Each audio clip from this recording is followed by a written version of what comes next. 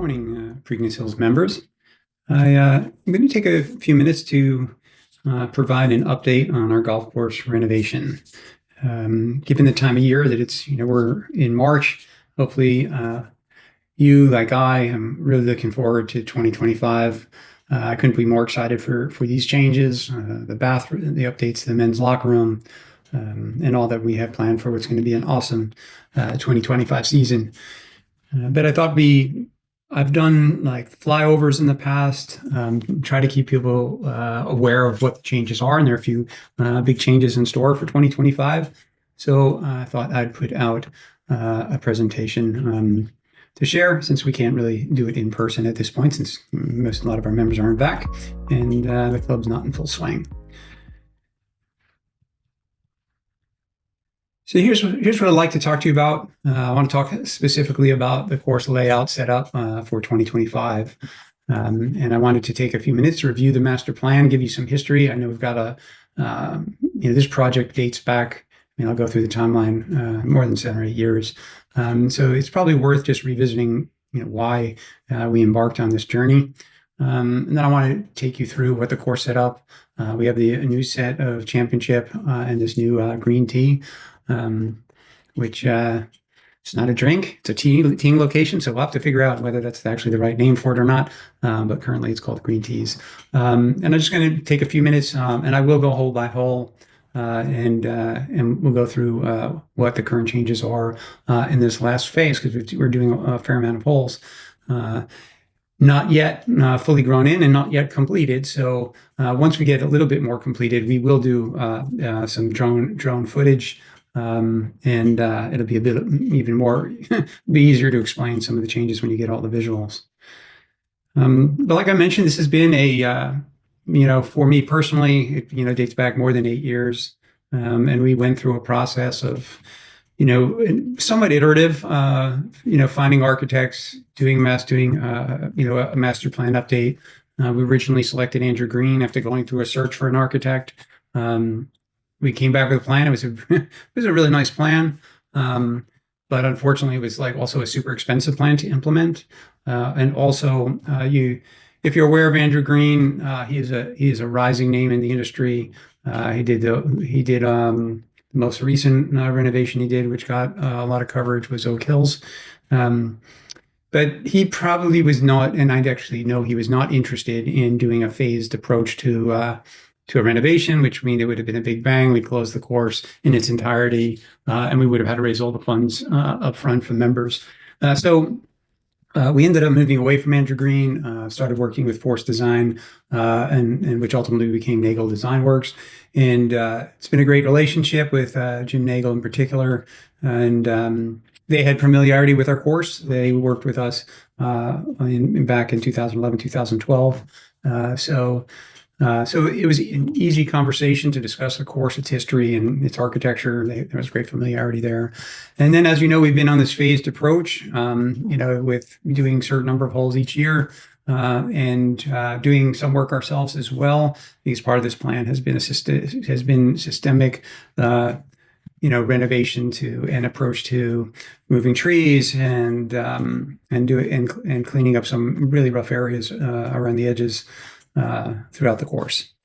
But it's going to culminate this year. One of the things that happened during this phased approach was the course was in transition, and you're not able to get the course rating re-rated when you're in transition. They won't come. You have to be done with whatever it is you're doing. So we'll finally have the course re-rated in mid-April.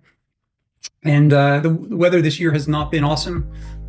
So we'll see how the next couple of months play out, but we're still very optimistic that we will be open for both men's and women's opening day, which is what our objective is. And no fully open means, no need to rope off any of the new bunkers or any of the new areas that have been renovated.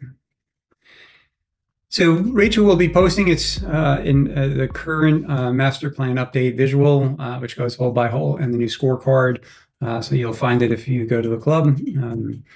and you could take a deeper look at it as well. I am going to take you through it now. But just know it will be posted. And it also, we can distribute it electronically. So if you're interested in getting a copy, you can ask Rachel for it. I thought it'd be worthwhile to just to make people aware what was the original mission statement for these renovations. And I'm just going to read it. The golf course renovation primary objective is to elevate the golfing experience, resolve bunkers, which are at end of life, promote sustainability, improve aesthetics, and modernize the course, ensuring the club's long-term competitiveness and appeal to both existing and new members. I'm proud of the outcomes of where, in this 7-year journey. I mean, when we open the course on May 17th, all bunkers will be fully renovated. And that's super exciting because even as we've had exciting changes during this transition, playing where some of the bunkers still were old and new is really, it's way less than ideal. So that's super exciting. I'm sure you've noticed, although it's interesting, unless you go back and look at pictures, we've taken out way more trees than probably most of you can recall, because it's happened every season, really for going on almost six or so years. And basically, the goal we've been super reluctant to take down any tree that we would consider a specimen tree. So all of the trees that we're taking down are non-deciduous trees, which means they were not on the golf course, and they're almost all conifers, which means they're evergreens. Which there was a trend in the 70s and 80s to basically throw evergreens at a golf course and basically tree line every hole. And that we were no exception. And almost all of the courses probably in about the last decade, but probably going back a little bit earlier than that, have all been in a process of taking all of it out, because it really was not at all consistent with the original architecture of these golf courses. So it basically changed all the holes. And the other issue is that trees that were fine when they were planted, literally 50 years ago, were now giant evergreens, causing all sorts of root issues, and also all sorts of shade issues. So really, really problematic from an agronomy standpoint and a sustainability standpoint. So at this point, I'm proud to say we've taken about 95% of the non-deciduous trees out. The only exceptions to that are places where they are deemed too strategic to the hole, and in those cases we've kept them. In most cases, most of them are dawn redwoods that we've kept. But again, as we go forward, we have been in a process of taking strategic trees out and replacing them with specimen trees, which are oaks and elms. We've done some isolated architectural changes, though the general principle was to be true to the original architecture, as we approach almost 100 years ago. Continue to improve golf course aesthetics and agronomy. The aesthetics of the golf course, unfortunately, were, I would say, were basically there are areas of the course that, a greens chair at some point, would put in different bushes, put in different flowers, put in different trees, and it was a bit of a mishmash. So basically, we've been again trying to bring it back to the original architecture, and with that, create a consistency and across the golf course. I'm super excited, and hopefully you will be as well. When we are complete, when we're open, we've renovated the first tee pond, the bank, and for the first time since I've been a member. We're going to have a very consistent aesthetic across the 18th hole and the first tee, all clean. And it will take to the bank of the first tee will have the exact same grass and same type of place for plantings and the lighting. You just know that the first year is a transition year, because we use fine fescue, which lays down, and in the first year it'll be green, and the second year it'll have that wispy grass that you see on the 18th hole bank. So we also, upgraded all the practice areas over really over the last 6 years. I mean, during that time frame, we put in the mats and redid all of that, and obviously we've done. We've invested in the 17th area expansion, so that you can hit a 60-yard shot, and a lot more practice areas so that area doesn't get as beat up as it used to get prior. So, and look, this has all been completed on budget. And like I said, we're going to open on May 17th. So the three cornerstones to this renovation, enhancing the player experience, is really it's fundamentally based in the bunker consistency. I think the bunkers were very, very frustrating for us, and certainly didn't show well when we brought guests. But it's not just for that reason. These bunkers will drain incredibly well. They will hold up over time. We use something called capillary concrete, which is a porous but solid liner. And prior to that, we had basically no liners, mud liners. We experimented with fabric liners to try to deal with to try to improve the bunkers. We experimented with putting in more compacting sand, but this is I'm super excited for the bunkers and the play, and the aesthetics around the bunkers I think is beautiful. I think Ken Urbano and Urbano Earth, who does the shaping in combination with the architect who designs them, have done a phenomenal job, and I couldn't be more excited. Improve sustainability, I already talked about. Basically, removing trees improves the sustainability of the golf course, and so I'm super excited for that as well. And the last piece I'm going to spend some time on, which is modernize the course design and keep the course competitive and attractive to all existing and new members. So in talking about modernizing a course, and this is a theme for most clubs that have gone through renovation.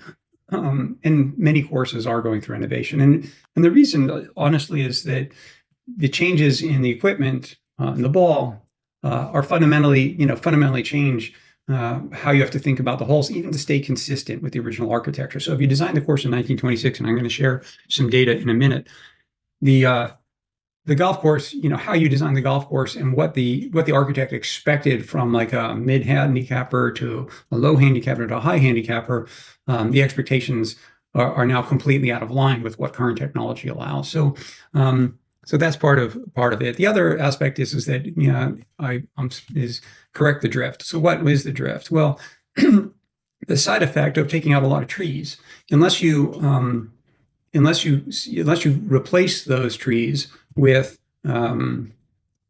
traps or hazards, the course actually becomes easier. And that was never an objective of the renovation to make the course actually play easier. So there is, part of the theme, and as we've made changes, and some of the changes that we've made to the course through this process is to correct that drift. But always trying to stay true to the original architecture.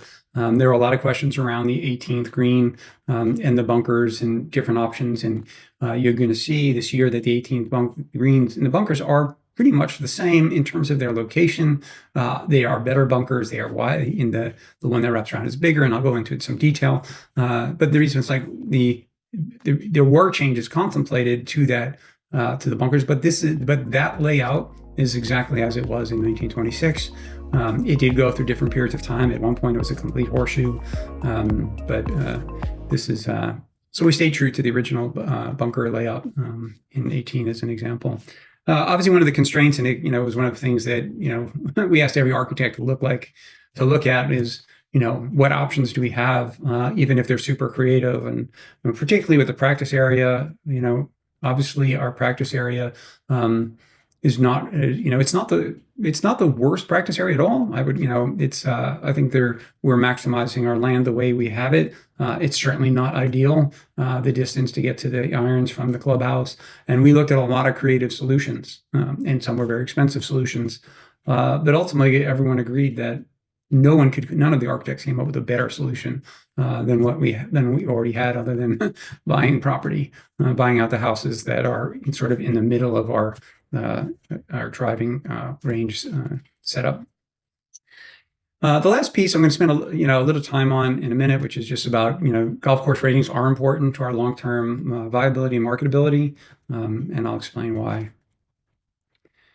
So, just wanted to share some data looking at the average male handicap of 16. If you look back when the course was built in 1926, let's just call it 155 yards was what you would expect the driving distance to be. And if you think about that hole by hole, Preakness Hills is a pretty hard golf course. The layout is not too dissimilar. There are some places where there's some changes from the original layout, but many of the holes, which are part of it, still part of the course today, played much harder than they do currently. And in the 2020s, just so you can see how you stack up, and I don't have the statistics for women, but it does follow the same pattern historically. And the driving distance in 2020s is, basically 60 yards further. So if you think about bunker placement, for example, throughout the golf course, and the expectation is that you were 60 yards shorter as a mid-handicapper. And in terms of another consideration, and I did set this, when I've said it multiple times in presentations about the golf course, that slope ratings are important. And it's not that my objective is any sort of personal crusade to make the golf course harder. I do believe that if you look at the data, that there are levels for which, in terms of level of difficulty, for to continue to attract new members, that there are levels that are ideal or not ideal. We have not been rated for many years, and we were last rated from the blue tees at 131. And again, I'm using blue tees as a benchmark. Could use a lot of the other the tees as well. I could use the championship tees, but a majority of our male players play blue, and obviously the women play red. But when prospective members come to the golf course, and I've been part of it, obviously, is for a while now, and you take someone a better golfer on the golf to play the course, it is a consideration, the level of difficulty. And so this gives you a sense of where we sit. These are not cherry picked. Basically, I went and got all of the sort of golf courses in our region. This doesn't look dissimilar, honestly, if we did it even nationally. But it gives you a sense. These are all the second tee. Not everyone calls them blue, but it gives you a sense of some of the Arcola, Ridgewood, North Jersey, Hamilton Farms, Essex, Canoe Brook. You get, the mean is 135, but you see that even before the ratings were 131. And I don't know if we had been re-rated during the transition, what it would have been, but my guess is that we would have fallen below 131.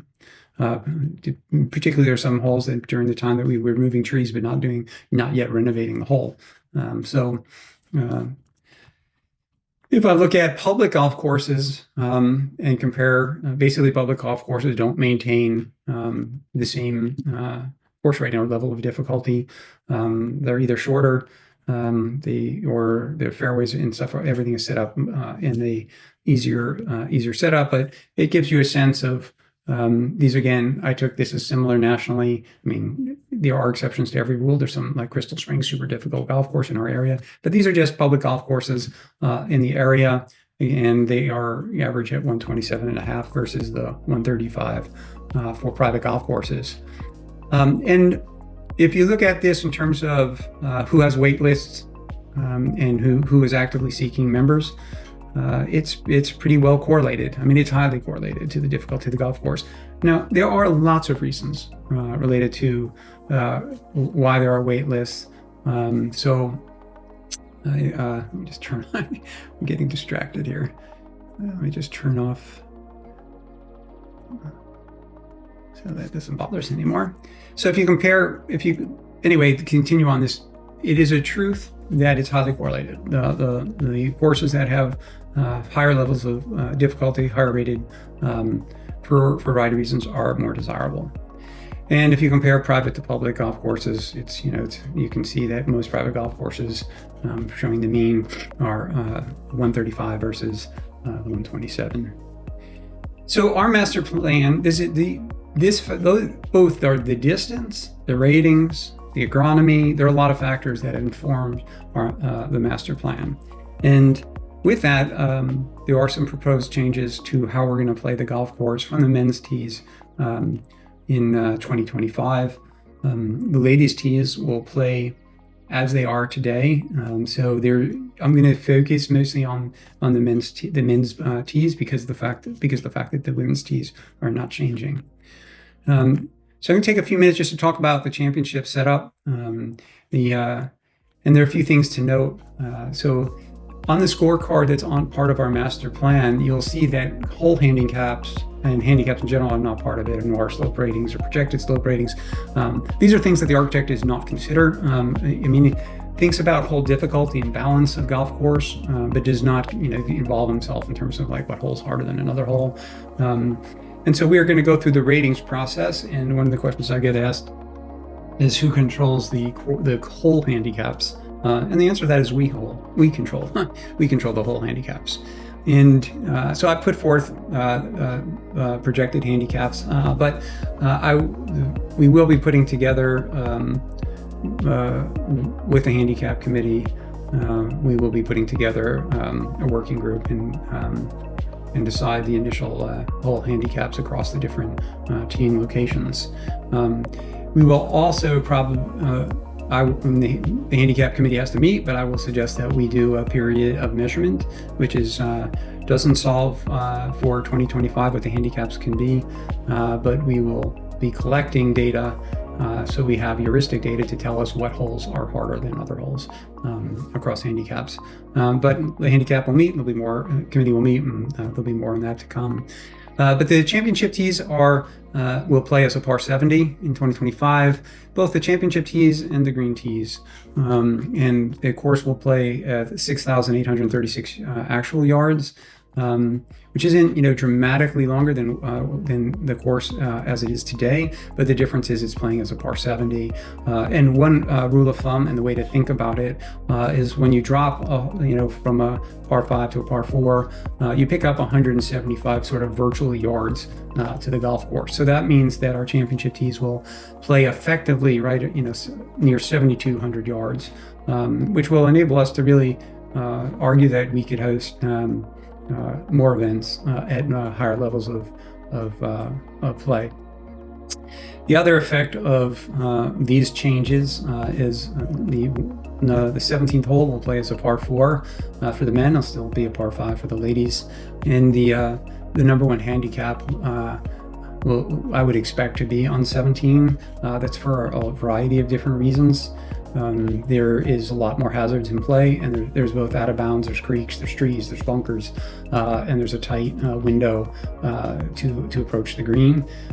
So because of those reasons, I expect that to be the number one handicap, and then if the hole number one would become the number 4 handicap in the setup. And that again, this is all to be determined, but basically what happens is by moving 17 to a par 4, we get a much better balance in terms of level of difficulty between the back and the front. And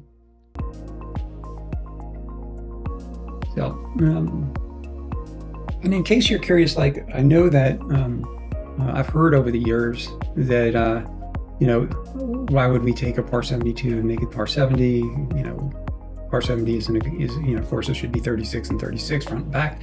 That's simply not true. 27 of the top 100 golf courses in the world are par 70s and are always par 70s. It's not a championship setup or anything like that.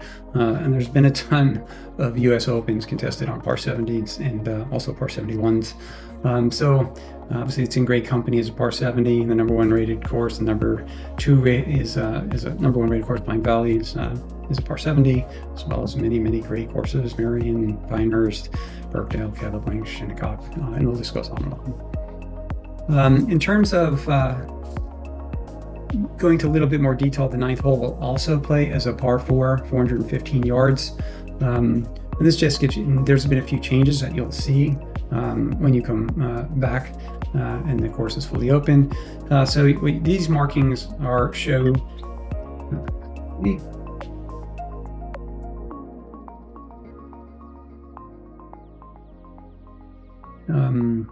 what these markings on the course on this diagram tell you is that they've been removed.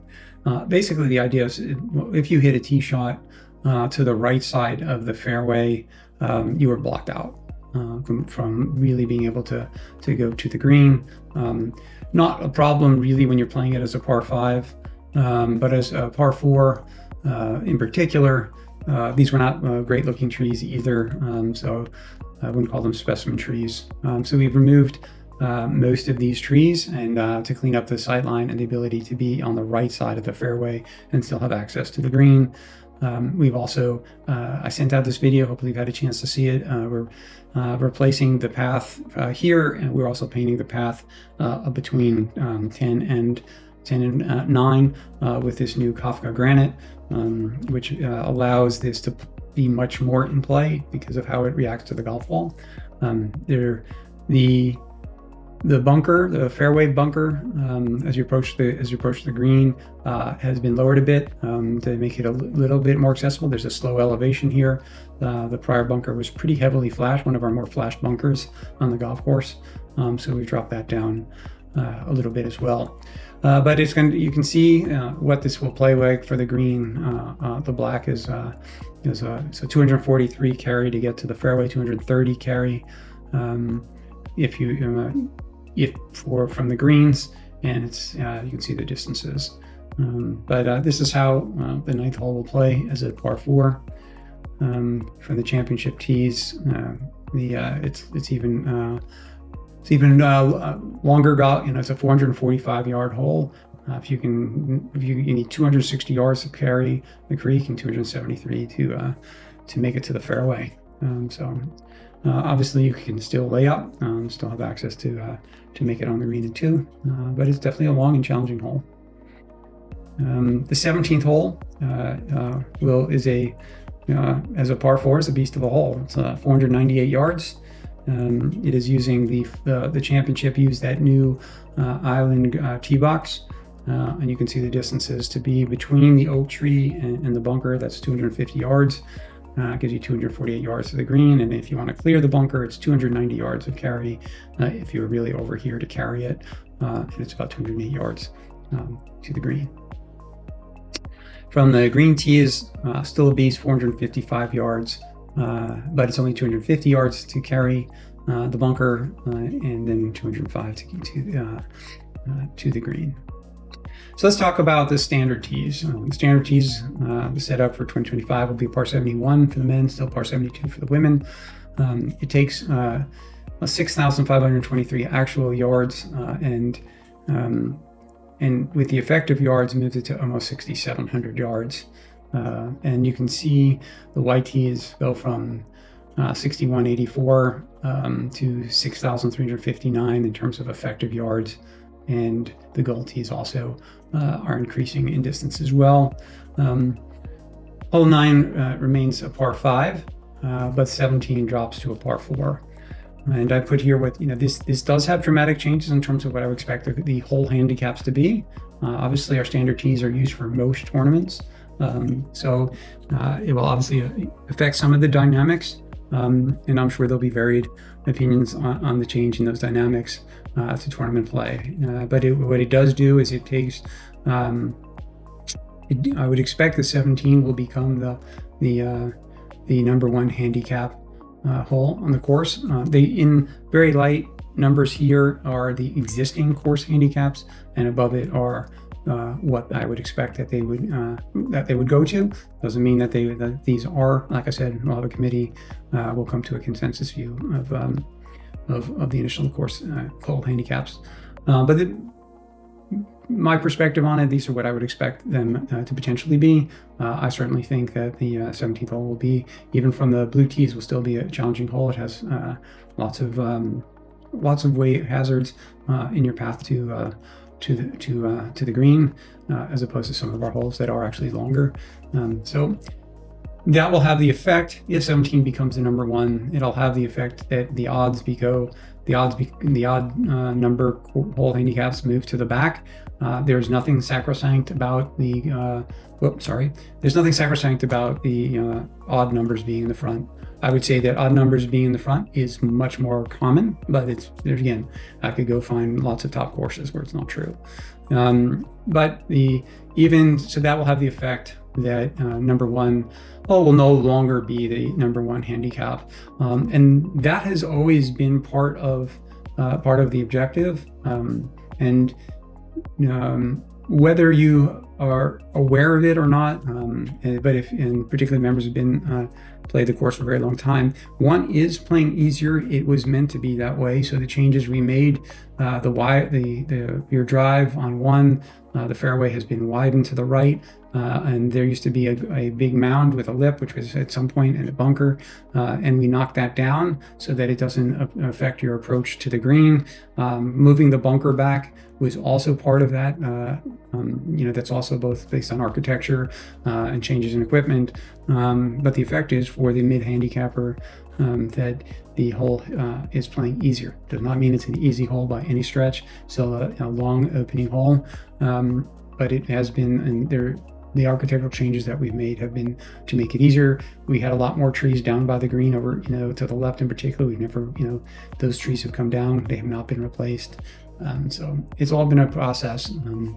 Obviously, there's been periods of time where it's played as a par 5. That would make that hole a very easy par 5. I don't think that's in the best interest of the club. 10 is also a very easy par 5. Relative, again, easy is all relative. But so I'm still a fan of keeping it as a par 4. I think, again, it protects our course rating, and at least it will not be the number one handicap.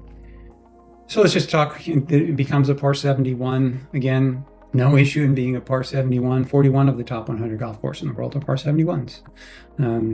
Tons of U.S. Opens and other majors have been contested on par 71 golf courses.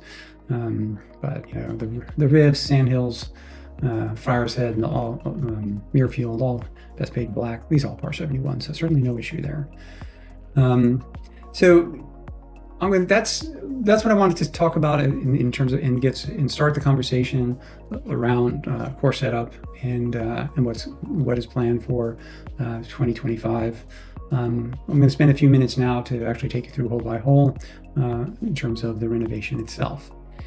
Just so this is sort of what to expect when you come back. The second hole is being renovated this year. Obviously, that means new bunkers, which I'm super thankful for because those bunkers were horrible, and they were very, particularly the lower right one.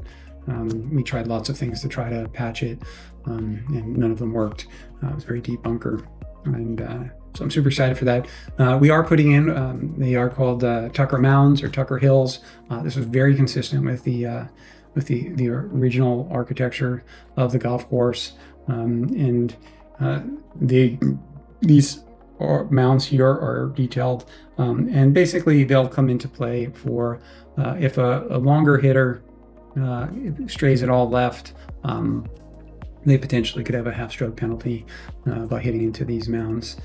So I think it balances out what was an extreme, again, relative basis, a very easy hole, and just balances out the ability to overpower the hole if you're a longer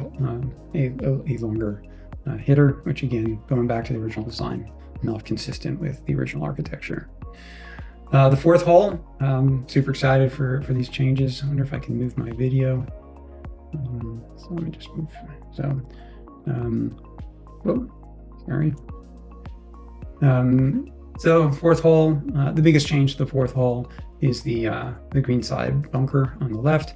For those of you who have been members for I don't remember the year, at least 5 years, we used to have a tree, really bad from a golf course perspective, from an agronomy standpoint, but about right here, we had a tree.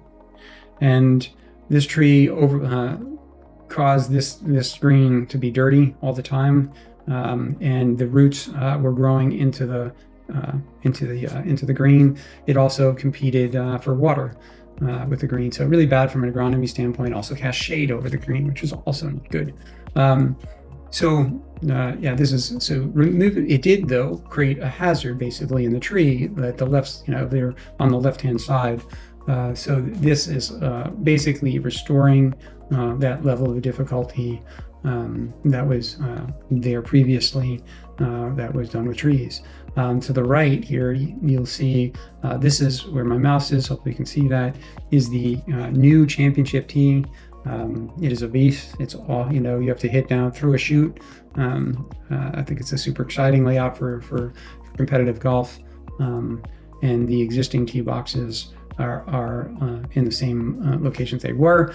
And the placement of this is basically championship. This is green, this is blue, this is white. So yeah, so that's a 4th hole. I'm super excited to see these changes come to play. The 8th hole, when you come back, what you'll see is that all the evergreens have been removed.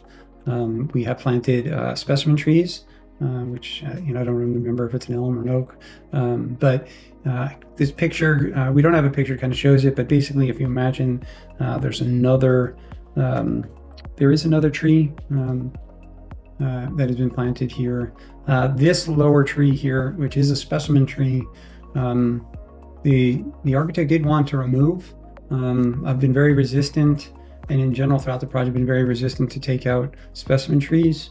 I also think it will affect play. The view is that this is a little bit too forward, and event meaning forward, meaning towards the fairway. And it could mean that in time it's just not old enough yet, that as this grows in size, it may become something that we have to address. But I would say at this point in discussion with the architect that this was optional to remove it, so we didn't. The bunkers and the shape of these bunkers are largely the same as they were. The back bunker has a slightly different, it maybe comes around towards the back a bit more than previously. We've also added, which I've put discs here to depict, specimen trees have been planted as well. So a lot more specimen trees over time. Obviously they take time to grow in, but that is the changes that you can expect on the 8th hole. The 9th hole I talked about from when we're talking about from a championship perspective. Not in terms of like setup, no changes for 2025. The only, if there's a change, is the blue tee markers are now at the back of the back box. That's why they're actually not visible in this picture. But the ladies' tees, women, the gold, white, all unchanged. And the changes obviously to the layout, all new bunkers.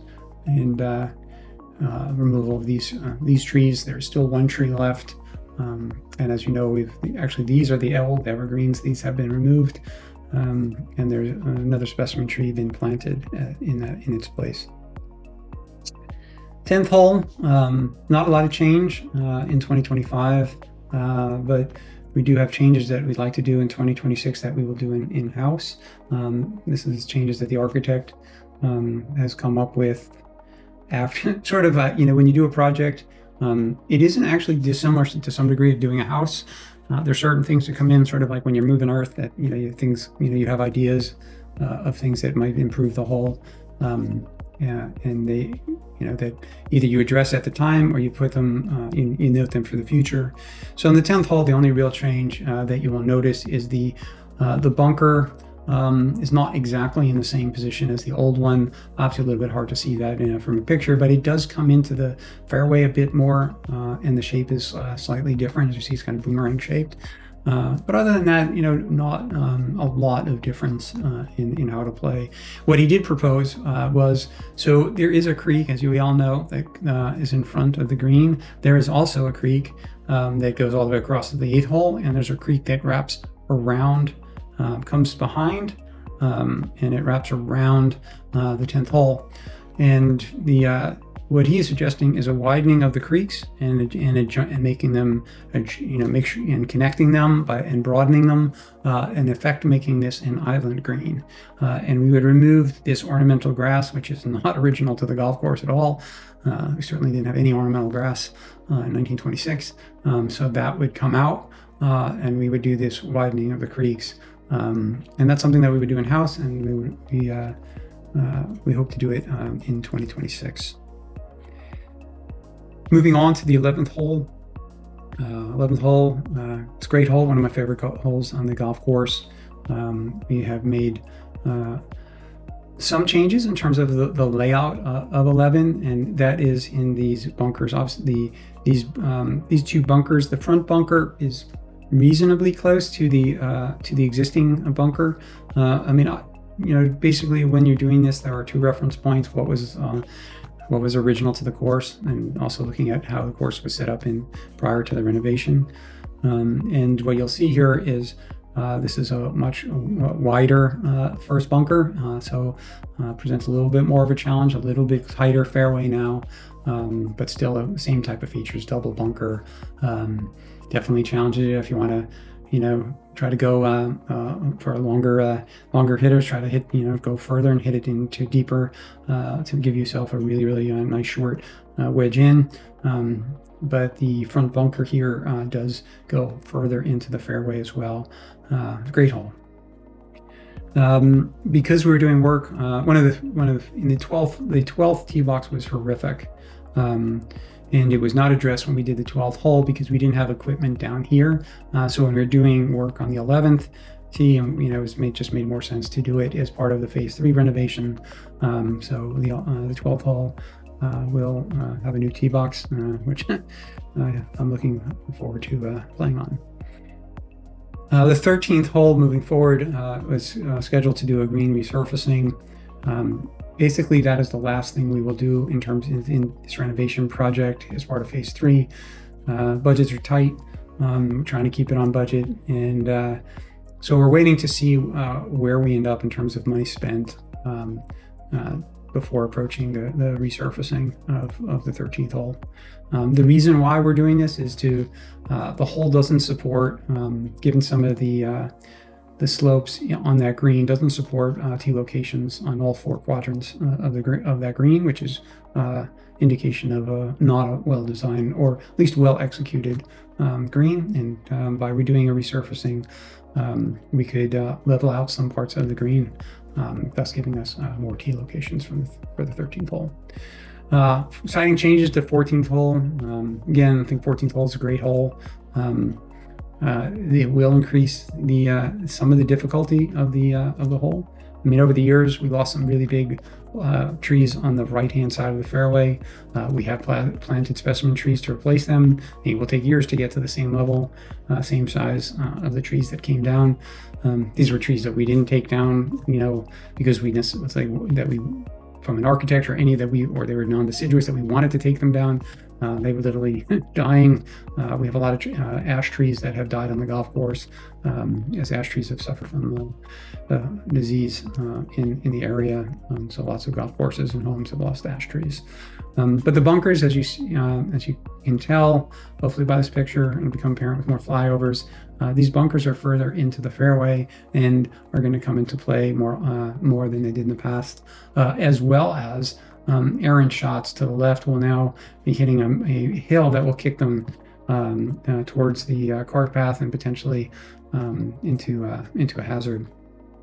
So 14 is going to definitely play a bit more difficult. I'm super excited about these bunkers being updated. Again, these are examples, particularly the lower left bunker was really not a great bunker in terms of condition. So really excited for the bunker changes. Also, I don't have a picture of it, but the 14th tee box is now fully fenced to try to protect the noise from Alps Road and for privacy purposes. So you won't be able to see Alps Road at all. There's now a fence that goes complete distance down on our property. Continuing on, there was a brown fence put in a year ago, and now that move has been completed. The other thing actually I failed to mention, just thinking about it, because we actually used those trees, there were privet hedges that existed between the 7th hole and the 11th tee box, and they have been removed. They were overgrown. They did create visual isolation, but it didn't increase the safety at all, because it just meant you couldn't see it at all. If you're playing 7 and you hit an errant shot, you have no idea if someone is actually on the tee box. So those have been removed, again, trying to continue to open it up. We did keep the privet hedges that are between the 11th tee box and the first tee. But they have been removed between 7 and 11, which is again a continuing trend throughout the golf course. Those were not original. was all part of this theme of isolation in the 70s and 80s. And we actually used those. The reason I mentioned it now is we took those privet hedges and we planted them up on the back of the 14th tee box. Well, actually to the left of the 14th tee box. No changes to the 15th and 16th hole from we did those in prior years, so I'm not going to talk about them. But this is how the 17th hole lays out. Obviously, we renovated the 17th hole in the first phase. I think it was a great renovation of this hole. And the 17th hole, and this is not accurate. It's not a 498-yard par 4. I believe it's from the blue tees. It's a 433-yard par 4. But it gives you a sense of, so obviously you're moving all the way. I mean, it's not obvious, but we're going to, this tee box, not a heavily used tee box previously, is much further. It's much closer and much further to the right. So some of the challenges of the oak on the left-hand side from our existing blue tee box, which is back here, is, it is not as much of an issue in terms of needing to draw the ball. It will still play as a draw, but if you draw a line, it supports a much straighter shot. 250 yards brings you well beyond the initial bunker, and it's 228 yards of carry to get past that bunker. And obviously, depending on your distance, gives you an idea of the approach. I think this will be an exciting change to the layout. As I've started to socialize this and getting reactions from various members, the one thing that everyone should know, we're not doing any structural changes here. So if we find after a year of playing it, the conclusion and competing on it, this is something that we really don't like, we can obviously go back based on feedback to playing it as a par 5. But for 2025, based on conversations with the architect,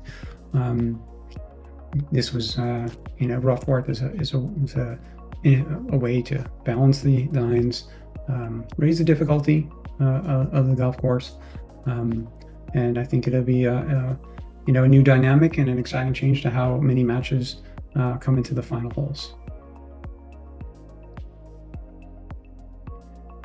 So that brings us to the 18th hole. Obviously, we did the tee box last year. Such a great tee box, and with the expansion and connection between 3, gives us so many ways to set this up, which is just makes this hole even more exciting. Great finishing hole. It's certainly a unique way to end to finish up. I can't say it's great golf theater, par 3 over water. So I discussed already the basic shape of these are very similar to the original architecture, and also very consistent to how they were. They're not exactly the same. You'd have to lay them on top of each other to notice the differences. But this should this back bunker should be more playable, a little bit more fair. The actual bunker width was so narrow in its previous incarnation. You could argue that it was unfair. So this is a bit wider. People ask why not make this into a grass area, get rid of the bunker, maybe just have bunker on the right, bunker on the left. Besides the fact that that's not the original architecture, the reality is that bunkers provide way better draining than would be possible, because the capillary concave is porous, the sand is porous. But if we put grass down on here, all of this hardscape and water, all of the water runs down, and these would become muddy, grassy areas, which I think would be really undesirable. So it's not just to be architecturally consistent or functional reasons to keep it the same. The other thing that we are doing is these rocks that line the pond are not structural, and they're not uniform, not particularly good looking. So we are removing all of these rocks, and the grass will run directly into the creek. If you think 12th hole at Augusta, great hole, but think just grass running, just run right into the water. I think it will play, gives us options to how tightly we want to mow this. Want to keep the rough up, or want to shave it down. All interesting dynamics. but these existed, gave ridiculous, they were unplayable lies anyway when the ball got wedged in here. So I think this will give a much cleaner look.